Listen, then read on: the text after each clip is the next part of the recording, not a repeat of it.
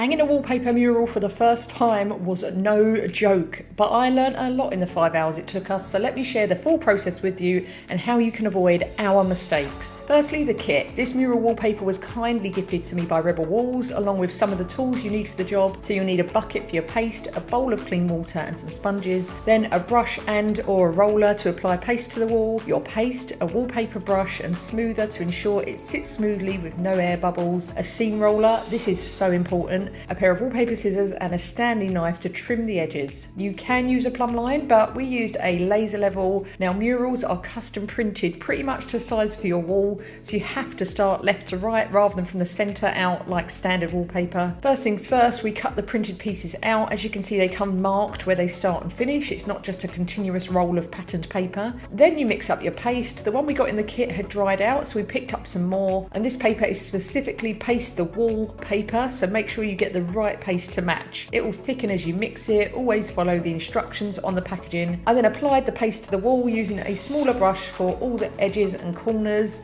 getting right in there because you want your paper to really stick at every edge. And I used the bigger roller to cover the rest of the wall. You want a medium coat, not too thick, not too thin.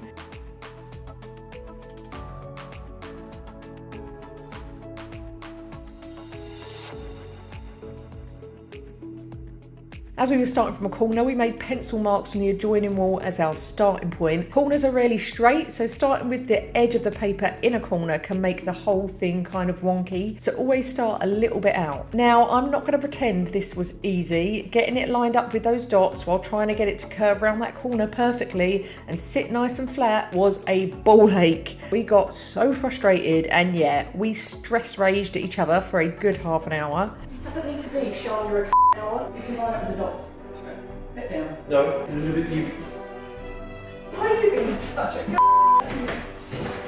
In that time, the paste sort of dried up, so we had to reapply it. And finally, we got the hang of it, and the crucial first piece was in position. The smoother tool really helped get that flush fit in the corner and ensure there were no air bubbles under the surface of the paper. And because we were going straight from one corner and bending right round another, we trimmed the bottom of the paper early on so we could free it up to sit smoothly on the next wall. Obviously, make sure you're really happy with the fit before making any cuts. So a lot more smoothing, and yeah, this smoothing tool was worth its weight in gold. Pushing it right into the architrave and a little relief cut in the corner so we could get those edges fitted perfectly and trim the paper.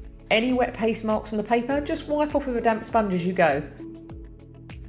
Then it was fairly simple to fit the pieces around the rest of the door, especially the teeny part above it. If only the whole thing were like this. We had never wallpapered before, so as I said, the learning curve was steep. But we got into the rhythm, very much the same method with the relief corner cuts to be able to push this paper right into the join with the architrave here. Flat wall pieces were obviously the easiest, no tricky corners to contend with. The only stress being to make sure the pattern matches up top to bottom. One thing that is instrumental though is using a seam roller to really compress and smooth out the joins where the two pieces of paper meet. So don't skip over this step. Now this corner was the trickiest. We ended up trimming a small slither of the paper, as you can see, and overlapping the two full sheets either side over the top of it because we could not get the paper to sit flat as it went around that corner, which is definitely our wall's fault and not the murals, I must add. This is a common wallpaper trick though, and it's actually not noticeable in real life, and it really set us off on the right path to continue the rest of the wall. Now as you can see, the rest of the wall was a comparative breeze. With no more corners to face, we were on the home straight and really got into the rhythm of pasting, sticking, smoothing, seam rolling, and the quality of this mural paper was exceptional. So there was no danger of tearing or creating any holes in it.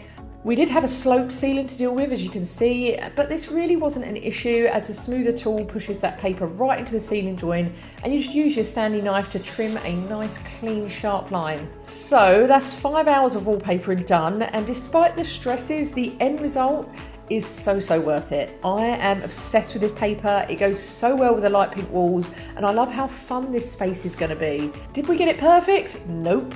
Would I do it again? Oh, absolutely. And if you enjoyed this video, please hit the subscribe button for more.